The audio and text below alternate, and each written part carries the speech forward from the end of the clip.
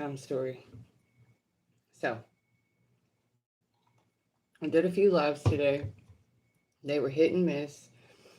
I told one of my viewers who's been a return viewer I would do a live for midnight, which this is a little bit before midnight, but the kids are in bed, the house is put to bed. I've got to do my last one because I said I would. So I'm not really one for routines. Like I am because obviously there has to be a rhyme and a reason to it. But as far as scheduling goes, I don't actually have a video schedule. And my kids have been home with me for all of summer break. So even if I had a plan, that would not go to plan. You can want and you can hope for it, but that doesn't mean you can control the weather. And my kids might as well be a cold front, a blast, a summer blast. So I will try to get more regular with that. We're about 10 days out. We're like 2 weeks away from school being back where we're at. And so I've got a few more to-dos before I'm to done finally. And honestly, if you're going to do something like this, a side project, you have to kind of squeeze it in between all the chores if you have, your regular chores as well.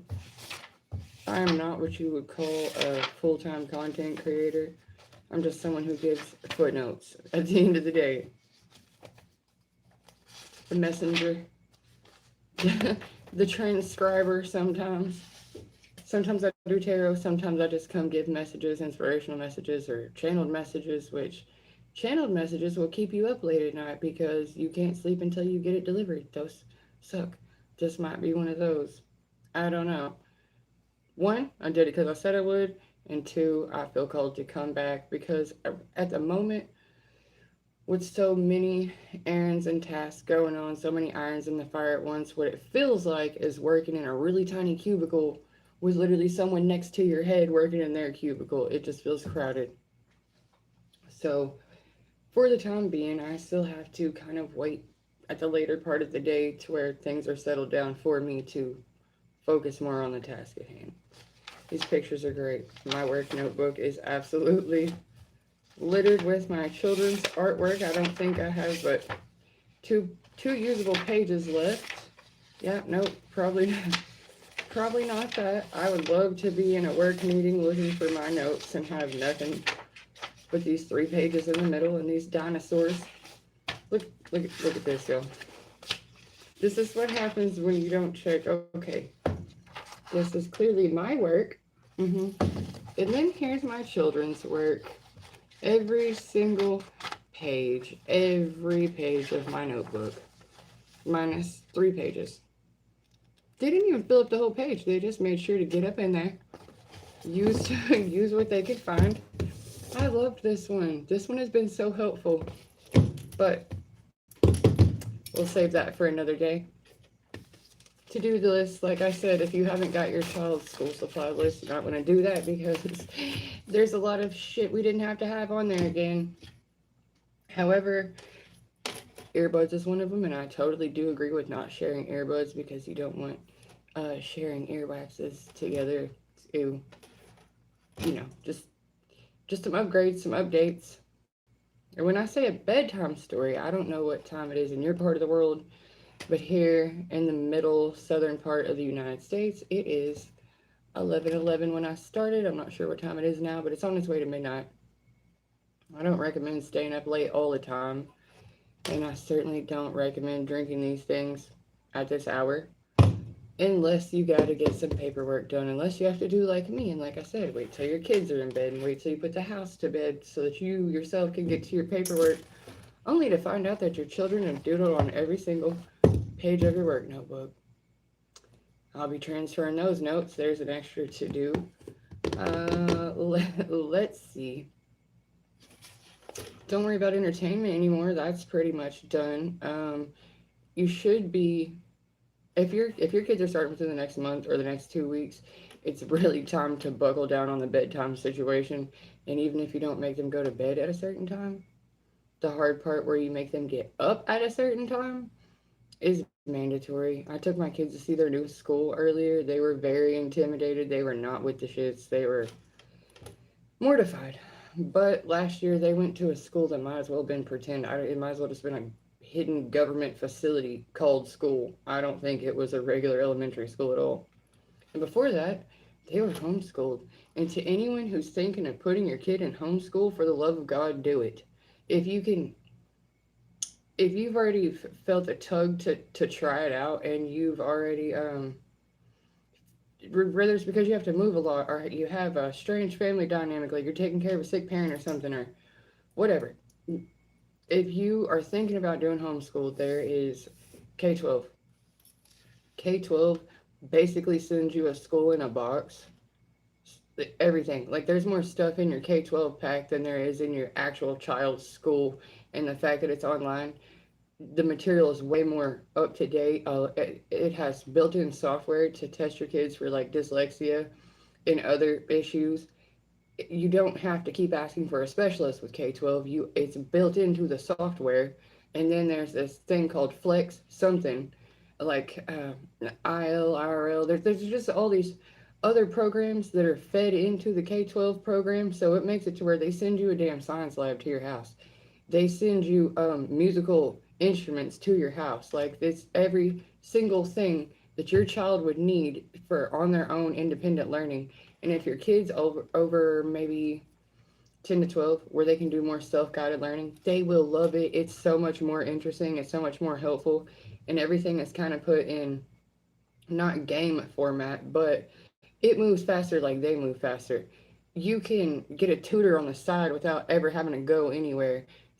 The the program itself maps your child and then meets them where they're at to increase their ability to learn, not just build on what they've already told them. It's not wash, rinse, repeat. It's basically map the progress. Anyone who is trying to do college, I highly recommend taking these courses that are on K-12, because it puts you into these different streams and avenues that you wouldn't find otherwise. It doesn't happen at regular school. They don't have these programs, these science labs, these on-site things. It's Homeschool is more like how college actually works, to where you have to do self-guided learning. You have to go on and off campus. You have to go to different buildings, and you have to do different labs. Like I said, you have to do different workshops and things like that. Well, homeschool is more like that versus a regular school, to where they have books that are 30 years old and they're still sharing them. Ill-equipped teachers, understaffed. I mean, all types of shit. So that you have different risk in both areas, but I'm promising you, they have been doing the homeschool bit for the last 20 years, and the reason they're offering an incentive for it is because you get a whole lot more control back in your hands. You don't have to use up as much gas money either. You don't have to be in the school line, the traffic line. You don't have to. You do have to accommodate for like meals, whatever. But they also have field trips, and the field trips are, if you're the parent to a small kid, the small kid and the parent goes as a chaperone. Every parent drives their own kid to the location. Or if you're a teenager, you all go to the same location with the permission slip. You can drive yourself to the place. It's just a lot more independent. That's side note. The other school choices. Everyone has their own preference for education, and everyone has their own preference for routines. If you are not great with routines, or you have a lot of medical issues or a lot of moving issues, the homeschool situation is more flexible. You can take it anywhere with you, anywhere. You can log in and out when you need to. It's not a clock in at 8 o'clock type bit. Jobs. The work from home choices are getting a lot more in depth. We're gonna have to move with the future anyways, guys. It's not like it used to be. But there's a place for everyone. You can practice anything. I say that doing the homeschool process is more in line with where our job's future is headed. So the sooner the better. Having them do the old way to get to the new way doesn't work very well. Update it, upgrade it, get moving. If you are doing it the regular way, prepare your route, guys. Don't forget, it's not just going to be you drive from your house straight to your school or straight to your work. Whether you're in school or have people in school, you're still going to be moving around school traffic. You're still definitely going to be moving around that morning traffic. You're going to be stuck in traffic. If you're taking your kids, make sure you know the route in and out of there. Make sure you save time. Make sure that instead of just dragging ass out of the house and falling into it, because that's when you have accidents. That's when you make mistakes. And the beginning of it kind of sets a pace for the rest of it. If it starts out crappy, it's probably going to nosedive into crappier. It doesn't normally, pull up. I'm not going to be on here forever. I'm going to be off by midnight. Low confirmation there. Anyone who's up with me now, I hope that you do practice good sleep habits because we're all wired for sound and we don't sleep right. And in a 24-hour period, we probably still sleep about 4 hours a day. That's not good. That's not good for you. That's pretty much like having a computer that's overheating and then throwing the monster on top of it to make sure to short circuit all the electrical components. I doubt you're eating your vegetables and drinking your water either. I certainly don't.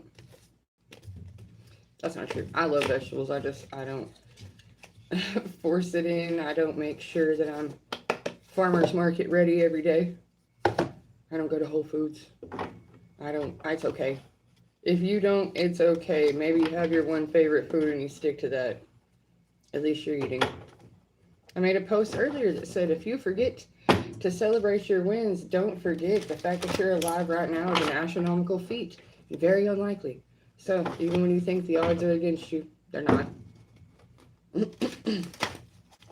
All right. Let's see what the bedtime story is going to be about, friends. You guys ever think about how bad this is for your eyes or your neck? Or the fact that we're just leaned over it all day long? It's like having a gun pointed at our heads. These screens are not healthy. They purposely hide the side effects of these unhealthy things. And, they're talking about the data centers, but I don't think that's the worst situation we have going on right this minute. They're not good, and it is adding gas to the fire, but I'm not 100% sure that's the biggest issue.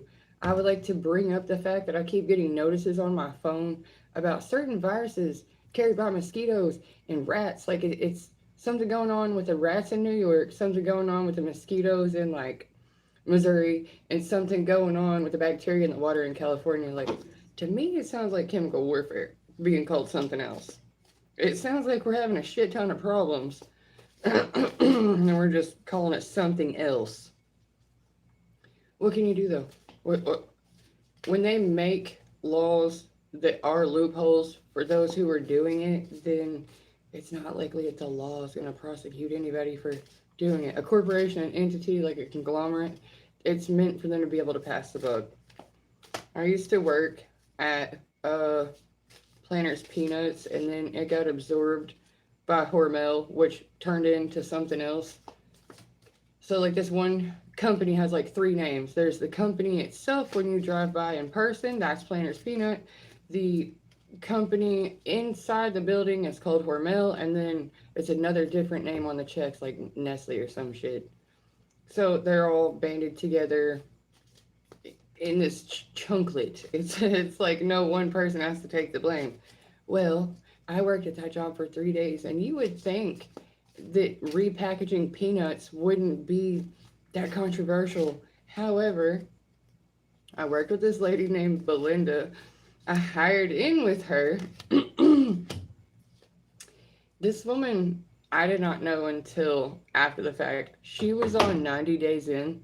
So from like Orlando, Florida, and then came to the state we were in, which is like middle of the United States. Nothing important ever happens here. But the people we worked with, these 2 other ladies that we hired in with, recognized her. And I didn't, and I was being normal and friendly with her because she was the only one talking to me the day I hired in. The 2 other girls were not being very friendly, and only she was. And it got to a point where it was like they were shushing us. They were like telling us to not be talking at all while they were still talking. And the lady, Belinda, like turned around, looked at them. I looked at them, and I was the one loudly talking about them. Like, who do these bitches think they are shushing me? Are we not allowed to talk here? The only thing that Belinda said was, I don't know. She didn't say anything to either one of them. So these two girls go running off to a supervisor, telling telling the supervisor that this woman threatened them, that the big woman from the 90 Days In threatened them, and I was defending her. I was like, hell no, she wasn't. No, she wasn't. I don't understand why y'all are acting like she's the one that said something to you when I was the one being like loudmouth. I was the only one that said something, not her. They kept acting like I'm just gonna say it plain as day. Me and the two girls that were talking to each other are all white. The only girl that they were afraid of was a black girl, and it was very, very obvious that they were afraid of her because she was a large black woman, and there was no other reason. So this whole situation elevated to the point where they're trying to get her fired. They're scared of her. They're saying they're intimidated by her. They're saying she threatened them, and I'm like, dude, I'm the one talking shit. I'm still talking shit right now. Why do you keep saying it's her? And so they would not believe her. They pulled us into the office of HR and they're like, you guys can't talk about this anymore. You have to go home for the afternoon. And I said, you guys are basically acting like someone said that you said the N word and you need to hurry up and fire us before it gets any bigger. I was like, the point is, no one's saying sorry to her and she didn't do anything to anyone. You're just trying to get her fired before she calls someone racist. This shit goes on for 2 months. We did have to leave that day. They asked her to leave, and when they asked her to leave, they didn't ask me to leave. As much shit as I had started over it, they still didn't ask me to leave. They asked her to, and I was so mad about it. When Belinda turned around and looked at me as she was going out the door, she just was looked very confused. I was like, let me get my shit, hold on. And I took my hat off and I just walked out with her because I was in total disbelief. It was like if they could get me to shut up and be on their side, then no one was in the wrong. But if I walked out with her, then they were definitely in the wrong. They were in the wrong, and this little thing went into like, I don't think you call it negotiation. I don't know what you call it. But they had their people look into it, and then 2 months later, we were quietly given our 2 weeks paychecks that we didn't have to work for. We just didn't work there anymore. It was one of the stupidest things I've ever seen, but it was three major companies all involved in this one company's name, and nobody wanted to have their name look bad. So they were like, what do we do? Well, we just fire these two and give them a 2 weeks paycheck and call it good. You never know what kind of shit you're going to get into. You only have to do what you say you're going to do. And if you work for a company that thinks they're too big to fail, they'll probably pay you to shut the hell up, but they'll also do some messed up shit to you and expect you to just take it and walk off because they're bigger than you. They can outmoney you, they can outlawyer you, they can out whatever you. Sure, but you can still file your complaint. You can still call the EEOC. You can still be defended in one way or another. You don't have to be like, well, they're too big to fail. They're not. They're not too big to, be sued for doing exactly what they're doing. But the point of that little story is that a big company will often take advantage of employees because they feel like there's no real, even if you try to go the process of getting your justice, it could take 5 years, it could take 10 years, it could take a long time, especially to go to court and get it sorted out for who's who. But basically, just don't shut the fuck up. It was that simple. It was me not letting it go because I saw what I saw and I know what they were doing. And if you're somebody who, like, if it comes down to a coin toss and you're the one who ultimately has to say this did or didn't happen, don't be a coward. Do not go with the crowd. If you know that somebody is being wrongfully accused, if you know that they're being unjustly removed, they're being called the problem when really it's the group that's the problem. It's just if we can sacrifice this one scapegoat, we don't all have to be in trouble. Don't have a mob mentality, because that shit will blow up on you one day. Sooner or later there'll be something in your own company to where you need to be defended. They're getting audited. You're the one that looks in the wrong, and not only is no one going to step forward for you, they're going to come at you with a vengeance, because it will be over that time that you clearly saw a wrongdoing and you just wouldn't defend that person.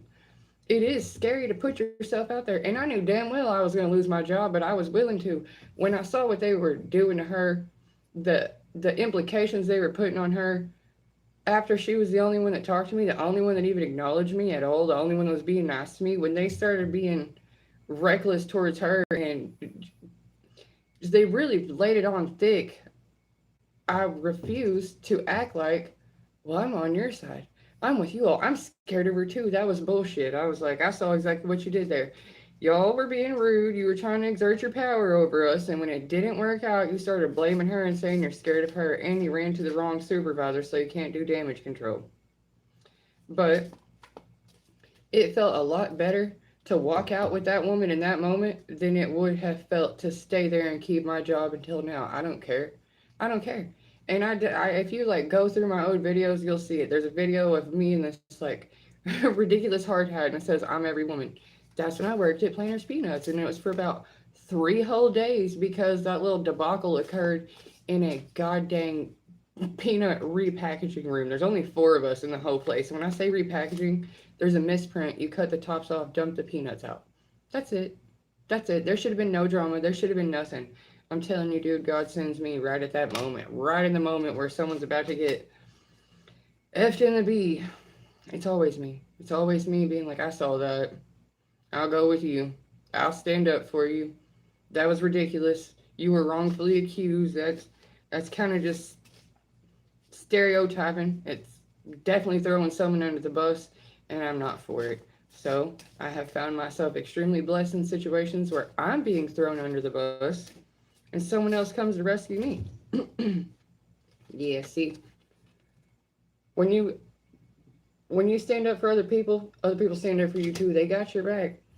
There's also a time I worked at a convenience store with this manager who, excuse me, not a manager. She was not a manager. She was an assistant manager. Now this crazy bitch works at Chuck E. Cheese, so watch who you let your kids be around. Again, story time. This assistant manager of this convenience store, she works second shift because she was assistant manager. The regular manager works first shift. So this woman would let people. There's an apartment complex behind the store, so she would let people come from the apartment complex to the store and get a drink, and oh, it's fine, it's on me. Get a candy bar, like little kids come and get small pieces of candy. So it seems like she's nice, right? But it started to get excessive to where she would like let a customer walk out with a case of beer, which we all know is illegal. You can't be not selling alcohol. Manager or not manager, you can't just let someone walk out of the store without paying for it. And then she would pull this, oh, that's my sister, da da da. She's picking it up for me because we won't be selling it by the time I get off at midnight, da da da. And then take money out of her own pocket. But that's if someone saw her. If no one saw her, she clearly was not putting money in it. And the assistant manager is balancing the tills at the end of the night. So no matter what money she would take out of the till or let people take off the shelf type shit, she's the one balancing, making the computer say whatever it needs to say at the end of the night to say that everything was legit. She's the only one with access. She's the only one going in there to the QuickBooks and filling it out. So one day she comes to me and she's like, we're experiencing a lot of theft from the store. Like the actual manager is saying this to me. We're experiencing a lot of theft in the store, and we're going to watch the cameras and we're going to do. I said, oh, that's great. What you're going to see is Gail's ass on there letting people take shit out of the store. I said, what you need to do is turn the camera away from the register and point one towards the aisle, because she's not taking money out of the register. She's taking stuff off the shelf.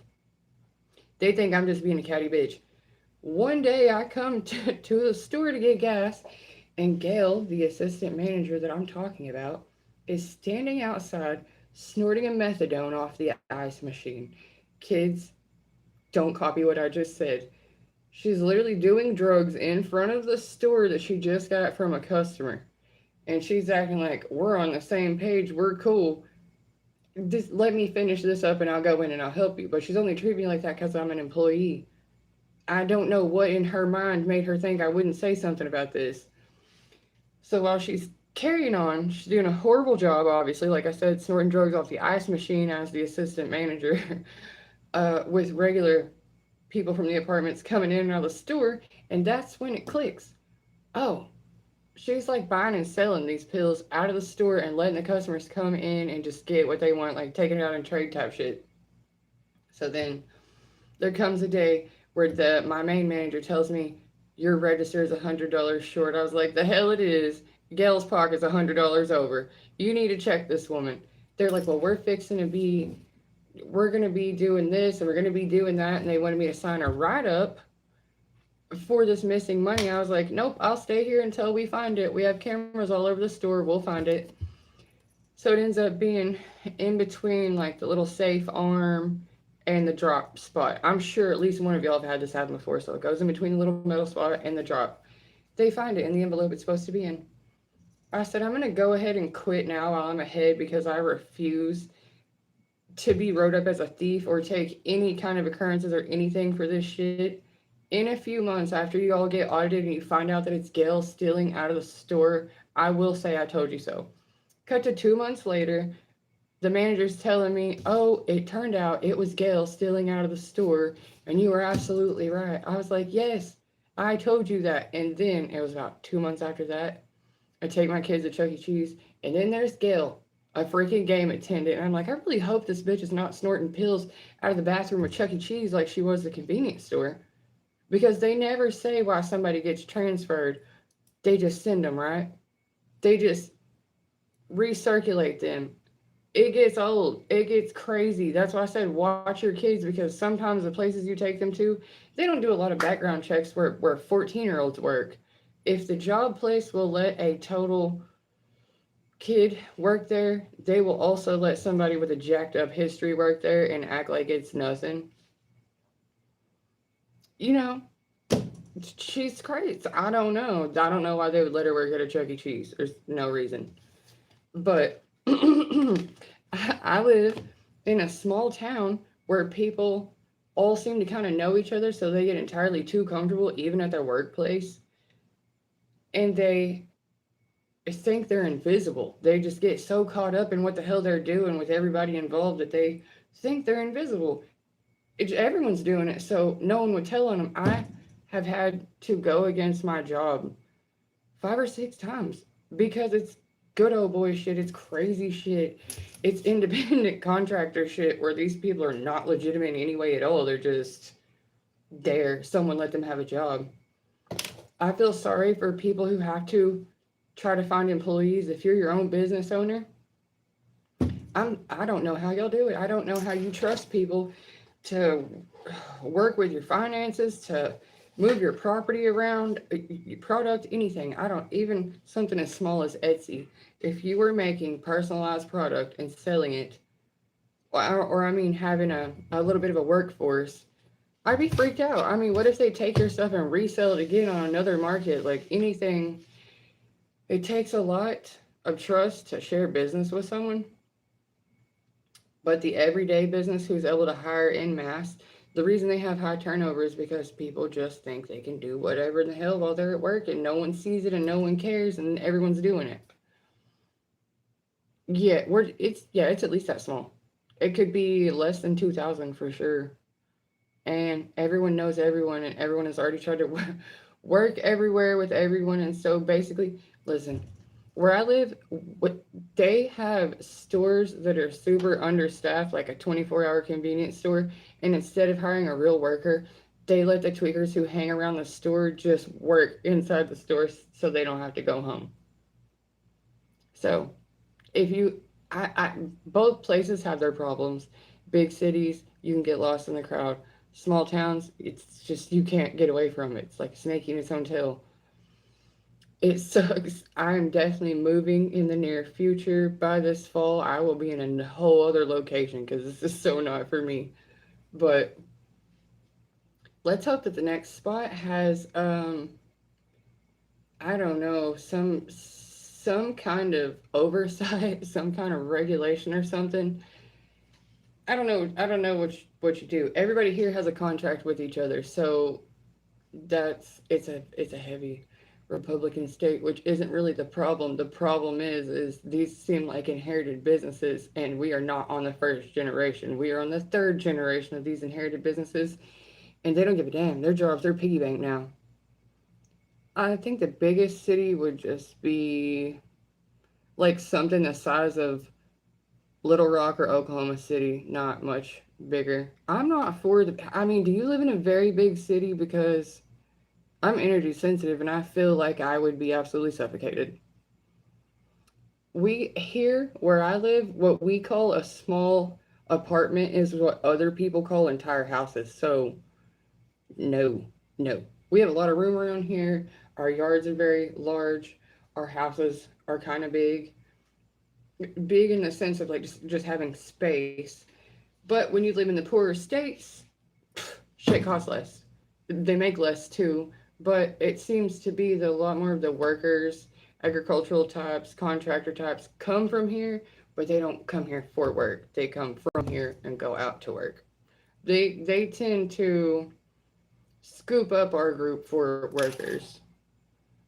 That's not huge. I mean, do you like where you live, or do you feel like it kind of lacks opportunity because of its size? This one lacks opportunity because of its size. And like I said, everyone has either already worked for each other or against each other, so it's not great. And even the neighboring towns are so much smaller that they have to come here to get the work too. So like I said, it's a breeding ground. They call it an at will state. You can be fired at will for anything. There does not have to be a reason. They can just decide they're done with you today and you don't have to get warning. Oh, how'd you like Vancouver? When I was younger, I'm not going to tell this story. Never mind. Anywho, Canada seems awesome, and I would totally go one day. I hope you like it there. I have gone to Santa Fe, New Mexico, which I absolutely adored. I adored. It's not a huge town. It's just a nice desert spread. I don't think I could handle the cold. I'm a weenie. I don't do good in our winter time, and they're mild. They're very mild. Like it barely gets under 32.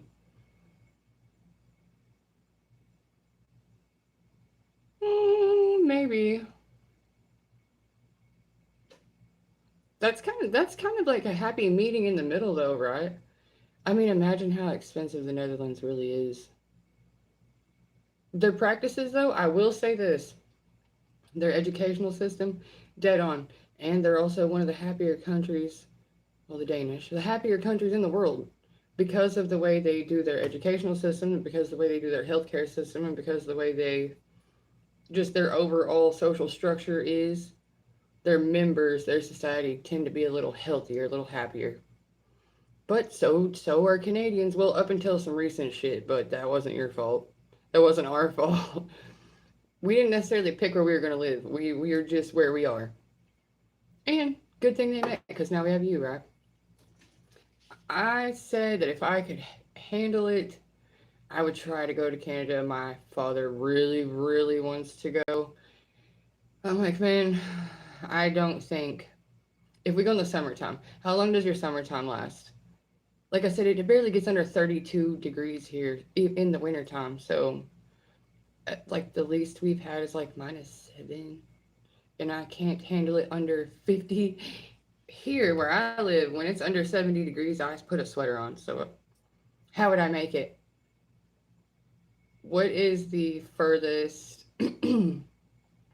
What's the furthest you've gone from home? From where you were born and raised? I actually was talking to a young man on the last live who is from India. I really hope the girlfriend thing works out. I mean, not girlfriend. He had an ex-girlfriend situation that needs to go bye-bye. And a new girl that he likes who I hope he gets the courage to ask out. But it's nice to know that there are people around the world joining in just to sit with me for a little while. I saw a strange thing earlier called empathetic listening. If any of you see that, it's like a business that's asking you to call people to be paid to listen to them or something. I don't know. At the end of it, it's asking you to pay a membership to it. I don't recommend you do that.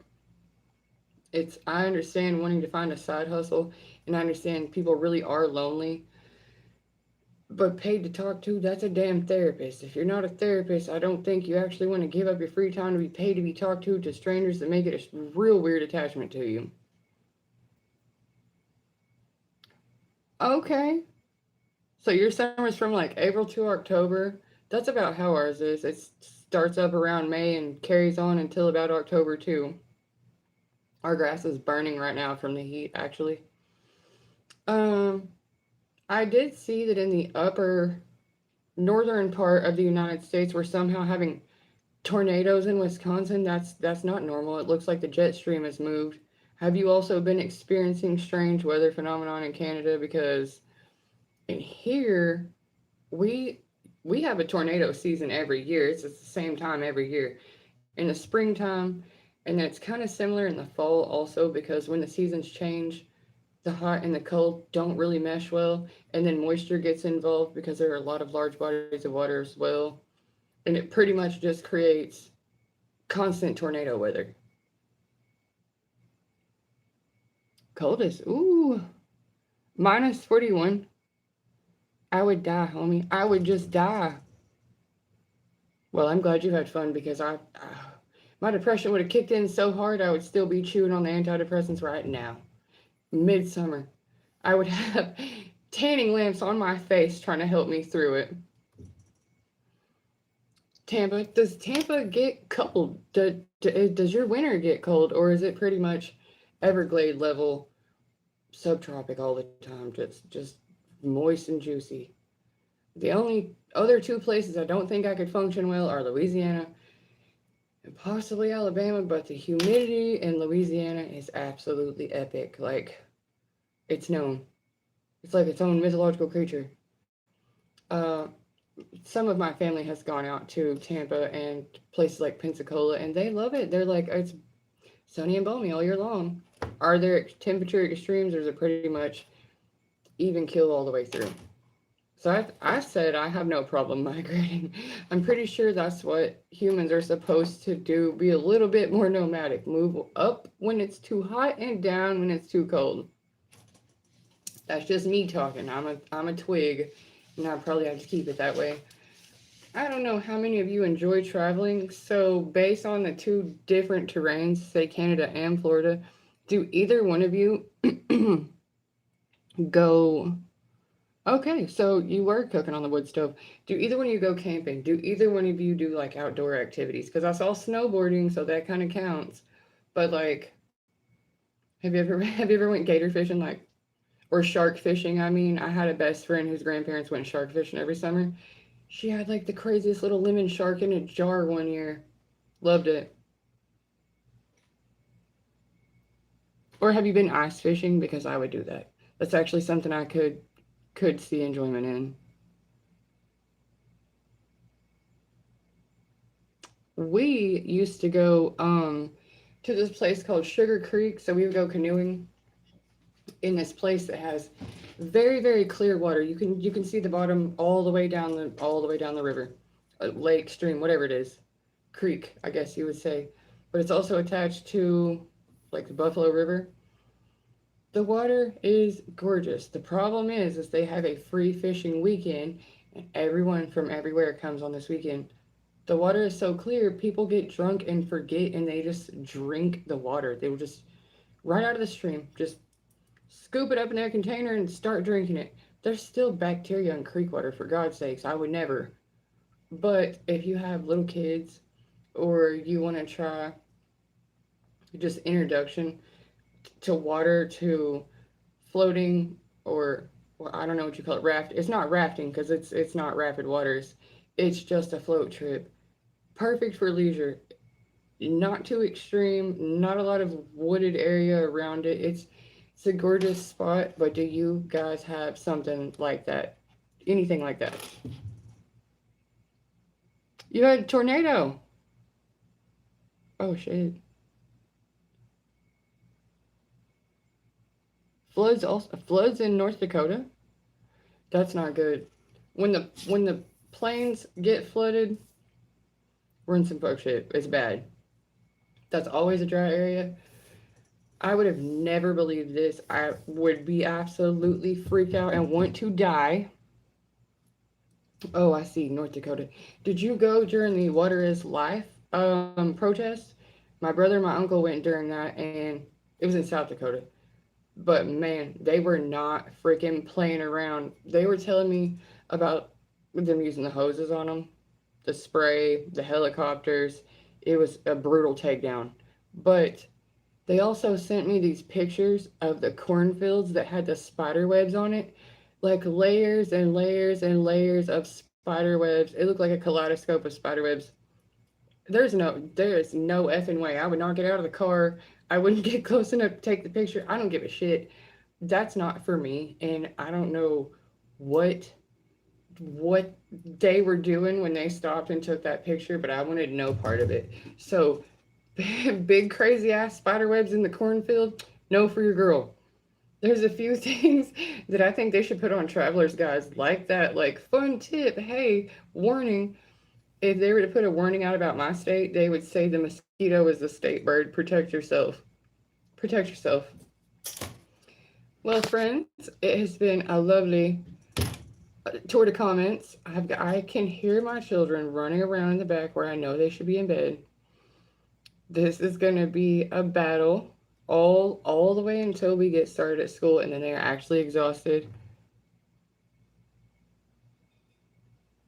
Did you fish for anything? Like, do you like fishing at all? Or are you a concert guy? Are you the kind who's like, there was a good show? That's kind of fishing. Everyone's got their trophies, you know what I mean? It doesn't have to be an actual fish. That's one of the things we really do not have around here. We don't have a good venue for like talent to come through for concerts and stuff. We have a few, but they're still kind of out of the way. They're about an hour or two away from here. It's such a small place that when people have to play this venue, they kind of feel like I don't really have to put on for them because who cares? You can see the laziness take over, and the bad thing is the locals always get them super fucked up.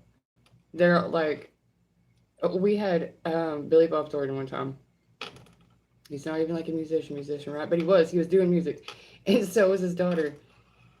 They brought him downtown here, and instead of doing a performance, I don't know if he did any time on stage. I know that he ended up super drunk with a bag of cocaine.